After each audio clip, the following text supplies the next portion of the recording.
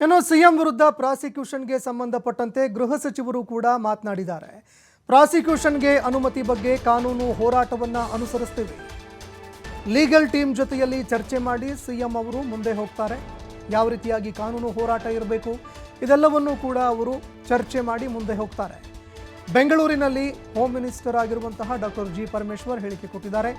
Cabinet ಸಲಹೆ ನೀಡಿದ ಮೇಲೂ ಕೂಡ ಕ್ಯಾಬಿನೆಟ್ ಸಲಹೆ ನೀಡದೇ ಇರುವ ಮೇಲೂ ಕೂಡ ಪ್ರಾಸಿಕ್ಯೂಷನ್ಗೆ ಕೊಟ್ಟಿದ್ದಾರೆ. ಅವರಿಗೆ ಮೊದಲಿನಿಂದಲೂ ಮೇಲಿನಿಂದ ಒತ್ತಡ ಇದೆ ಅನ್ನುವಂಥದ್ದು ಕೂಡ ಸ್ಪಷ್ಟವಾಗ್ತಾ ಇದೆ. ಅಂದರೆ ಕೇಂದ್ರದಿಂದ ಒತ್ತಡ ಇದೆ ಅನ್ನುವಂಥದ್ದು ಗೊತ್ತಾಗ್ತಾ ಇದೆ. ಸಿಎಂ ಆದೇಶ ಕೊಟ್ಟಿರುವ ಬಗ್ಗೆ ನಿಖರವಾದಂತಹ ಮಾಹಿತಿಗಳಿಲ್ಲ. ನಾವು ಎಳೆಯಾಗಿ ಶೋಕಾಸ್ ನೋಟಿಸ್ಗೆ ಉತ್ತರ ಕೂಡ ಕೊಟ್ಟಿದ್ವಿ. ರಾಜ್ಯಪಾಲರ ಕಚೇರಿ ದುರುಪಯೋಗ ಮಾಡಿಕೊಂಡಿದ್ದಾರೆ. ಬೆಂಗಳೂರಿನಲ್ಲಿ ಗೃಹ ಸಚಿವ ಡಾಕ್ಟರ್ ಜಿ ಪರಮೇಶ್ವರ್ ಹೇಳಿಕೆ ಕೊಟ್ಟಿದ್ದಾರೆ.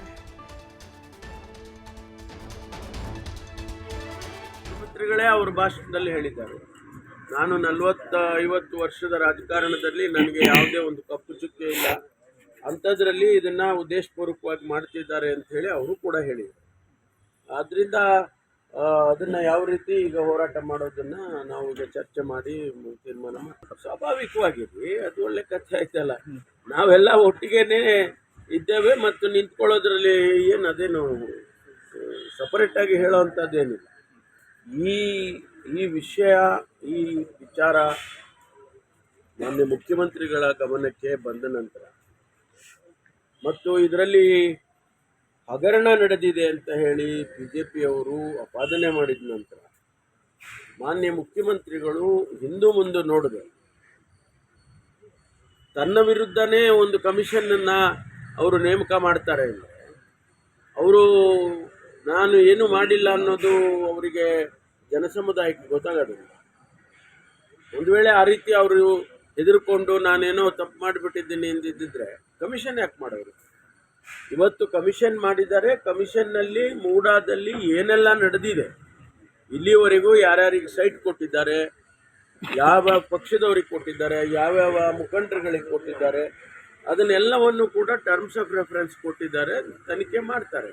ಆ ಕಮಿಷನ್ ವರದಿನೇ ಬಂದಿಲ್ಲ ಇನ್ನೂ ಅಂತ ಹೇಳಿದಾಗ ಮಾನ್ಯ ರಾಜ್ಯಪಾಲರು ಪ್ರಾಸಿಕ್ಯೂಷನ್ಗೆ ಪರ್ಮಿಷನ್ ಕೊಡೋದು ಎಷ್ಟು ಸರಿ? When there is A commission of enquiry is going, ಈ ಶುಡ್ ಹ್ಯಾವ್ ವೇಟೆಡ್. ಒಂದೆರಡು ದಿನ ರಿಪೋರ್ಟ್ ಬರೋವರೆಗೂ ಕಾಯಬೇಕಿತ್ತು. ಒಂದು ವೇಳೆ ಅದರಲ್ಲೇ ತಪ್ಪಾಗಿದೆ ಅಂತ ಬಂದಿದ್ರೆ ಇವ್ರಿಗೆ ಇನ್ನೂ ಸ್ಟ್ರೆಂತ್ ಆಗ್ತಿತ್ತಲ್ಲ ಪ್ರಾಸಿಕ್ಯೂಷನ್ ಪರ್ಮಿಷನ್ ಕೊಡೋದಕ್ಕೆ. ಇವ್ರ ಕೈ ಬಲ ಆಗ್ತಿತ್ತು.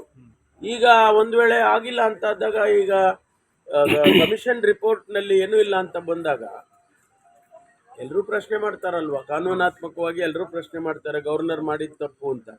When there is an judicial ಕಮಿಷನ್ನೇ ಈ ರೀತಿ ವರದಿ ಕೊಟ್ಟಿದೆ ಇಲ್ಲ ಅಂತ ಹೇಳಿ, ಆದರೆ ಇವರು ಪ್ರಾಸಿಕ್ಯೂಷನ್ ಕೊಟ್ಟಿದ್ದಾರೆ ಅಂತೇಳಿ ಅವ್ರ ಮೇಲೂ ಕೂಡ ಇನ್ನೂ ಹೆಚ್ಚಿನ ರೀತಿಯಲ್ಲಿ ಆಪಾದನೆ ಆಗುತ್ತೆ. ಮುಖ್ಯಮಂತ್ರಿಗಳೇ ಅವ್ರ ಭಾಷಣದಲ್ಲಿ ಹೇಳಿದ್ದಾರೆ, ನಾನು 40-50 ವರ್ಷದ ರಾಜಕಾರಣದಲ್ಲಿ ನನಗೆ ಯಾವುದೇ ಒಂದು ಕಪ್ಪು ಚುಕ್ಕೆ ಇಲ್ಲ, ಅಂಥದ್ರಲ್ಲಿ ಇದನ್ನು ಉದ್ದೇಶಪೂರ್ವಕವಾಗಿ ಮಾಡ್ತಿದ್ದಾರೆ ಅಂತ ಹೇಳಿ ಅವರು ಕೂಡ ಹೇಳಿದರು.